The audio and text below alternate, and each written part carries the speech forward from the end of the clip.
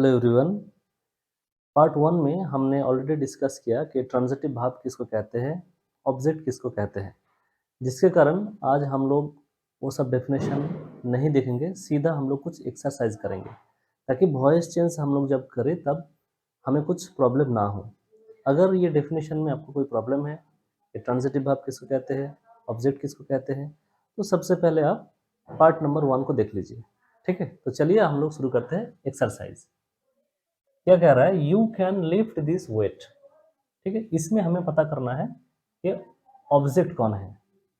उसके लिए सबसे पहले हमें क्वेश्चन करना है सब्जेक्ट और उसका वर्ब, इस दोनों को इस्तेमाल करके हम लोग क्या क्वेश्चन करेंगे, what can you lift, question mark, कि तुम क्या उठा सकते हो, तो आपको जवाब मिल जाएगा दिस वेट।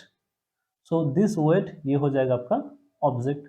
तो अगर ये ऑब्जेक्ट है तो गारंटी ये जो भाव है वो ट्रांजिटिव भाव है, क्योंकि हम जानते हैं कि जहाँ पे ऑब्जेक्ट होगा उस सेंटेंस में जो भाव है वो 100% ट्रांजिटिव भाव ही होगा, और जिस सेंटेंस में ऑब्जेक्ट नहीं होगा वहाँ पे ट्रांजिटिव भाव भी नहीं होगा।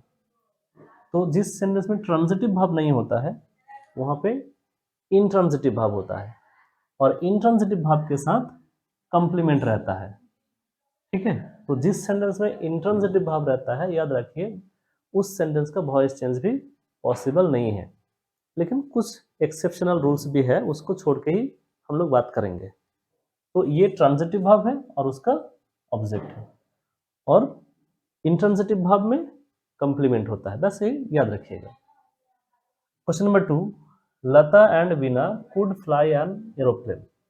तो यहाँ ऑब्जेक्ट कौन होगा, जब हम लोग सीख जाएंगे तो सीधा हम लोग बता देंगे। यहाँ पे ऑब्जेक्ट तो ऑब्वियसली एन एरोप्लेन यही ऑब्जेक्ट है, लेकिन जो बिगिनर्स है वो कैसे पता करेंगे, उनके लिए ये सिस्टम है। ठीक है, तो सब्जेक्ट कौन है, लता एंड वीना, और वर्ब है फ्लाई। तो इस दोनों को इस्तेमाल करके हम लोग एक क्वेश्चन करेंगे। क्वेश्चन कौन कौन सा वर्ड से करना होता है, एक तो व्हाट से, या हु से, या हुम से। बस यही तीन वर्ड को, मतलब इंट्रोगेटिव वर्ड को इस्तेमाल करना पड़ता है क्वेश्चन के लिए। तो यहाँ पे हम लोग फिर से क्वेश्चन करते हैं व्हाट। ठीक है, कुड हेल्पिंग वर्ब है, लता एंड बीना, लता और बीना ये दोनों क्या सब्जेक्ट है। What could Lata and Beena fly, Lata और बीना क्या उड़ा सकती है, आपका जवाब आएगा एन एरोप्लेन। दैट मीन्स ये हो गया आपका ऑब्जेक्ट, और ये जो फ्लाई है ये हो गया ट्रांजिटिव भाव। ठीक है, then Varsha has typed the letter quickly. यहाँ पे सब्जेक्ट वर्षा, भाग टाइप्ड। तो हम लोग फिर से क्वेश्चन करेंगे वही व्हाट से, व्हाट हैज वर्षा टाइप्ड, तो आपका आंसर आएगा द लेटर। ये वर्षा ने क्या टाइप किया ना, लेटर टाइप किया। So this is your object and type, this is your transitive भाव।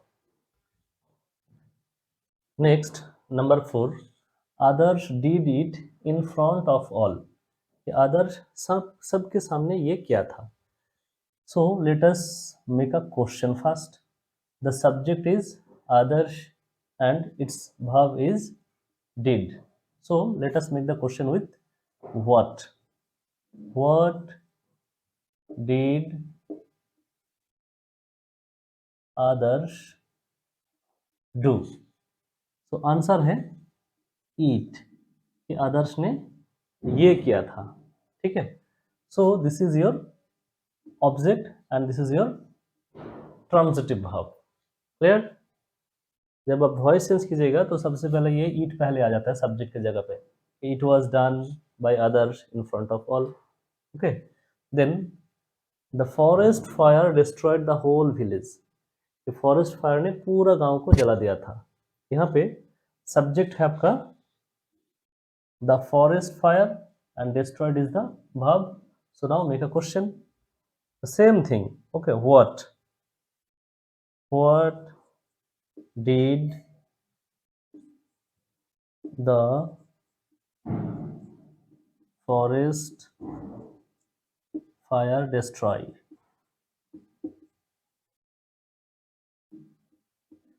कि फॉरेस्ट फायर ने क्या डिस्ट्रॉय किया था? Answer the whole village. So the whole village it is object and destroyed it is transitive verb. यहाँ पे एक चीज याद रखना है, मैं बार बार डीड इस्तेमाल कर रहा हूँ. क्यों? क्योंकि ये सारा का सारा सेंटेंस पास्ट इंडेफिनिट टेंस में है, जिससे करंट डीड इस्तेमाल किया गया. अगर कोई कंटिन्यूअस टेंस होता तो यहाँ पे शायद एम इज आर हो जाता या वॉज आर हो जाता. ठीक है, यहाँ पे ऐसे my sister tore my very valuable book, कि मेरी बहन मेरा बहुत ही कीमती एक किताब को फाड़ दिया था. So let us make the question. What did my sister tear. यहाँ पे एक चीज याद रखेगा, जैसे यहाँ पे मैंने टीयर लिखा है ना, टीयर क्यों लिखा? क्योंकि यहाँ पे मैंने डिड लिखा. आप जानते ही हैं कि डिड के बाद जब भी हम लोग कोई वर्ब लिखते हैं तो वो हमेशा प्रेजेंट टेंस में आता है, जबकि ये भी पास्ट इंडेफिनिट टेंस है, ये भी पास्ट इंडेफिनिट ही है. ठीक है, ये रूल्स है. So what did my sister toll, मेरी बहन क्या तोड़ी थी? आपका ऑब्जेक्ट है ये माय वेरी वैल्यूएबल बुक, ये है ऑब्जेक्ट और ये वर्ब है ट्रांजिटिव वर्ब. 6 क्वेश्चन हम लोग ऑलरेडी प्रैक्टिस कर चुके हैं. तो 7, 8, 9, 10 बनाने से पहले एक बार आप खुद कोशिश करके देखिए. वीडियो को पॉज कर दीजिए और उसके बाद खुद ट्राई करके देखिए बनता है या नहीं. ठीक है, और उसके बाद जब मैं आंसर दूंगा उसके बाद फिर चेक भी कर लीजिए. Question number 7 it says Aditya has insulted Avnish, कि आदित्य ने अवनीश को इंसल्ट किया. ये है प्रेजेंट परफेक्ट टेंस. ठीक है, so subject is Aditya and verb is insulted. So now let us make a question. Whom has Aditya insulted?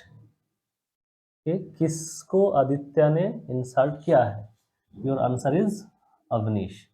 So insulted, this is transitive verb. Clear? Number 8. Sweetie writes English poems on every Sunday. कि हर Sunday Sweety English poem लिखती है. Your subject is Sweety and verb is writes. इस दोनों को एक interrogative words के साथ इस्तेमाल करके क्वेश्चन बनाना है. तो सबसे पहले व्हाट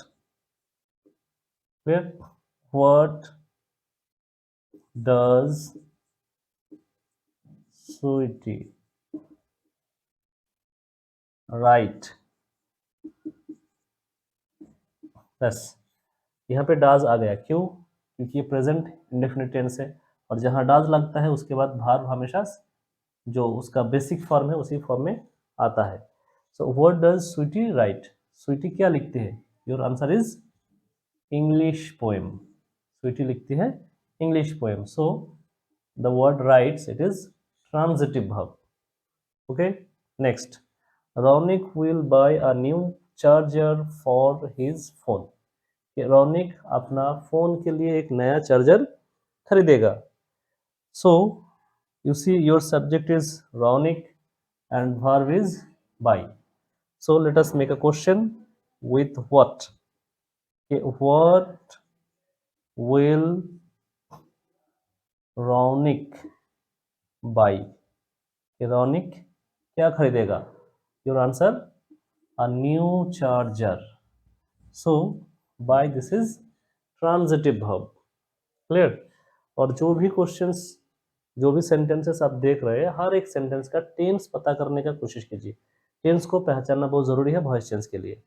तो एक ही मतलब टॉपिक पे हम लोग narration change, voice change, tense सब कुछ समझ जाएंगे. और क्वेश्चन तो मैं बना के दे ही रहा हूँ, तो क्वेश्चन कैसे बनता है ये भी आपको समझ में आ जाएगा. Sanya is making noise in the class. Your subject is Sanya and verb making. ये प्रेजेंट कंटिन्यूअस टेंस में दिया गया. ठीक है.